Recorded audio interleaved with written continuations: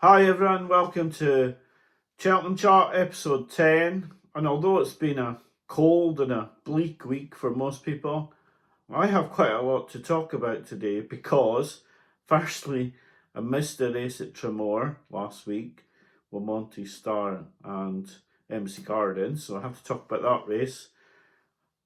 I didn't think the Lawlers and Nace would be on last week, so I've got Nace to talk about from last week, and then I've also got the meeting today at Punchestown plus Fairyhouse yesterday to talk about. So quite a bit to talk about.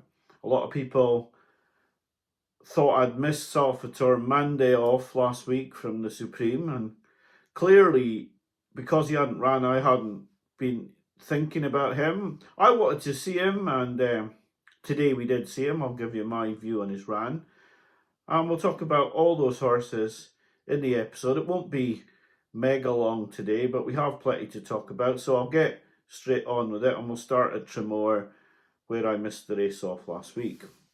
For me, Henry de Bromhead maps out a horse for a certain race, and the race for Monty Star is going to be the Gold Cap. So whatever he does on the way to the Gold Cap is just going to be prep races for him. I don't read anything into him being beaten at Tramore. He's been beaten. People will read stuff into it. I read nothing into it. It was like when Tell Me Something Girl went out to 14-1 for the Mare's Hurdle and we backed her there and she fell. Well, she was brought down. It's like that for Monty Star now. The problem for me is I think galloping is almost a good thing. Not a good thing, there's never a good thing, but I wouldn't want to be backing the win part of a bet on Monty Star. But I really fancy him to be placed, and if I could back Monty Star with just the place bet, like if someone gave me £50 to back Monty Star, what I would want to do is maybe put £10 win at 25-1 and £40 on the place. Now clearly you can't do that, but I wouldn't want to put £25 each way on, because I feel I wasn't getting a whole lot of value for my money, even at 25-1 on the win, whereas the £25 on the place at 5-1 would be fine. But to place that bet, you'd put £50 on, you get £150, which is basically 2-1 your money. I wouldn't want to do that. I'd want to put maybe £10 on the win and then £40 on the place. So at least out of the £50, I'd get £240 back. Nowhere offers that type of bet, so it's going to be closer to the time before I can try and back Monty Star with a place bet. But I was impressed with his run. I think maybe he's going to have one more run and go to the Gold Cap. May he just go to the Gold Cap, but I think he'll be primed for the Gold Cap, and I would back him to place in the Gold Cap. Embassy Gardens won the race. I wouldn't see him as a Gold Cap horse. I wouldn't be interested in him for the Gold Cap, but I would perhaps be interested in him in something like Forcing the Pace in the Ryanair. I'm just trying to gallop them into the ground. He just jumped well. I think he could run well in the Ryanair, but I wouldn't be interested in him in a Gold Cap. So out of that race, I would take Monty Star. I think he could place in the Gold Cap, and I would like to see Embassy Gardens in a Ryanair.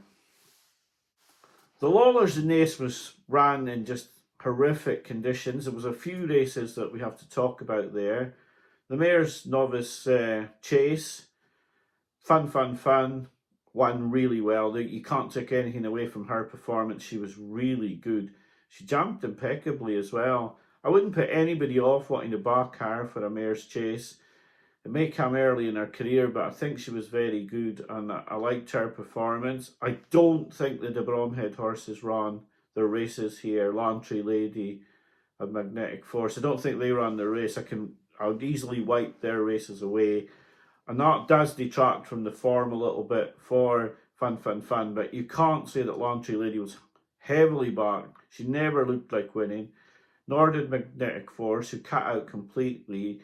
You have to wonder about all the de Bromhead runners on the day. They were all really poor. None of them ran well, whether they had a poor journey down, whether he's just done the flu jobs, whatever's happened to his horses, they've all run really poorly at Nace last Sunday, and I wouldn't take any of their runnings and be thinking that's a true running.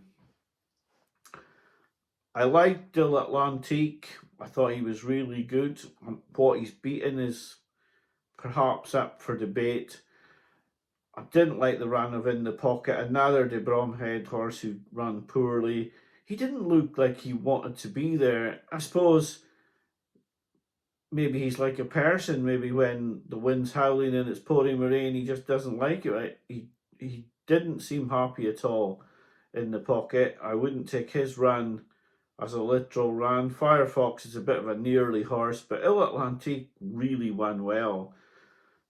I'm going to make a bit of a bold statement here and I'm going to say that I think, and everyone will disagree, and I don't care. I said at the time, Margeborough got an absolute freebie against Tally Hill, who I don't like, and Asian Master, who needs further, and they gifted him a lead, and then he ran away from them at the end.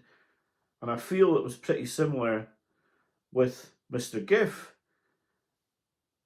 Mr. Giff took 10 lengths to 14 lengths out of these two horses over the last two at Fairyhouse yesterday. So I don't rate these horses that Margeborough beat, and I think that Il Atlantique could be, just my opinion, the top Malins runner in the Arkle. Now that's a very bold statement, and especially when Willie himself was raving about Margeborough, but I think he got it very easy on his debut, and I'd like to see him in a hustle and bustle race where he's not in the lead and see if he can do as well as he did on debut. But his debut was a freebie, and although the time was good, I don't like the horses that was in behind him. And so, yeah, I'd like to see a little Antique against Margeborough and putting it up to Margeborough. So the Lawlers in Ace, a lot of horses did not run well in this race. So the De Bromhead horse, Butch Cassidy, was never at the races. The prices told you he was not going to win. Similar to Skylord today, drifted like a barge. A lot of the De Bromhead horses drifting very badly before running poorly at the moment. Butch Cassidy never looked in it. Jasmine DeVoe, he'd won a good race first time out, but this time his jumping was even worse, and he was never going to get away with it in a Grade 1, and he was never really in with much of a chance. Super Sunday ran quite well considering, but he was well backed, so they knew he was going to run well, and he could be a handicap sort of project. I think they maybe thought they were maybe going to pick up this race, but the Yellow Clay is a good stayer. Can the Yellow Clay win a Turner's? I personally would have him in the Bartlett, but connections are going to be very wary of a Bartlett after what happened to Ginto a few years ago. They may not want to take a horse to the Bartlett. To me, this horse needs 3 miles, even though he's won a Grade 1 over 2 miles 4. I think he'll be caught out in the Turners. I think there'll be 1 or 2 too good. That's my personal opinion. But he's won really nicely. He stayed on. He was never going to be caught when he took that lead at the last. There was no way Super Sunday was going to run him down. But Super Sunday's been off the track for a long time. I think, like I say, he could be a handicap project. I wouldn't be giving up on him at all. The Yellow Clay I'd like to see in the Bartlett, but I think we'll see him in the Turners, where I would feel he'd be more of a place prospect than a win prospect. A couple of horses to talk about from Fairyhouse. 6.5 won the Mare's Novice Hurdle, and I thought was impressive. Qualamita's a horse that I can't make hide nor hair. Cruised through the whole race, and I thought, well, I knew the results, I knew she hadn't won, but she seems to fall in a heap a lot. 6.5 has done it well, and the form may well be quite good because Qualamita was close to Caroline Bamboo and Baby Kate last time out, but for me, just looks like something's not right with this horse. It runs well to a point and then cuts out completely. But 6.5 was really impressive. 8-1 for the Mare's Novice. I don't think there's time to get another run into this horse, so she's gonna go in quite inexperienced, and that would be a worry. But a very good flat horse, jumped well, and I think has a real chance in the Mare's Novice. Whether I'd back her or not, I don't know. The other race I've already sort of touched on earlier was Mr. Giff, and I saw the results of these because I was at the football, and I saw Mr. Giff had won, and I obviously hadn't seen how the race went. But when I actually watched the race back and saw that Tally Hill and Asian Master had been sort of out in front for the whole race, and that Mr. Giff had come from miles back here. I mean, potentially 20 lengths he's made up on these over the sort of second last. That's a long distance to be coming from, and it did make me think that Margeboro's performance was overrated at the time. I'm not convinced that the Margeborough form is as good as it looks now, because I don't like Tally Hill much. An Asian Master clearly needs further and is amateur ridden every time he runs. But for Mr. Gift to make this ground up on those two over the last two fences really makes me wonder about their form and how good they are. And I know that might be an unpopular opinion, but it certainly hasn't enhanced the form for me that Mr. Gift's been able to make this ground up as easily as he did and win snugly, really, from two horses who've been gifted a big lead on him early in the race. At Punchestown today, Lecky Watson won the Novice Chase, and he did jump well when Townend pushed him into fences, but when he was making his own mind up, he was not so good. I think he could be growing up as a chaser, though. I wouldn't put anyone off 14-1 non-runner no bet for the Brown Advisory. I wouldn't want to take the same price anti-post, but with a run, I don't think he'd be 14-1 on the day. The other horse at Punchestown today was Salvador Mundi. A lot of people said I missed him off my shortlist for the Supreme, but I was only really talking about horses who I've seen this season. I was impressed, actually, with his performance today, where many would not be. Now, his jumping was poor. I just got this impression from what was said after the race that they expect a lot more from this horse, that he's showing a lot more at home, that he jumps better at home. I don't know, I think the 4-1 may actually not be too bad. Sort of crossed my mind to put a double off with Salvador Mundi and something else in the Supreme. I wouldn't want to go all out on a big bet on him at 4-1.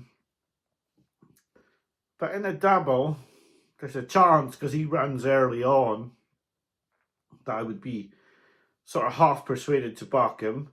Then again, something could happen at the DRF to make something else 2-1 favourite, because a horse like Work Ahead's not declared, but say Cade Doughty, Copic de Board, one of those sort of horses could still come out. Romeo Coolio could still come out and put up demolished rivals at the DRF and be a big favourite for this. But for me, 4-1 is fair on Salvador Mundi.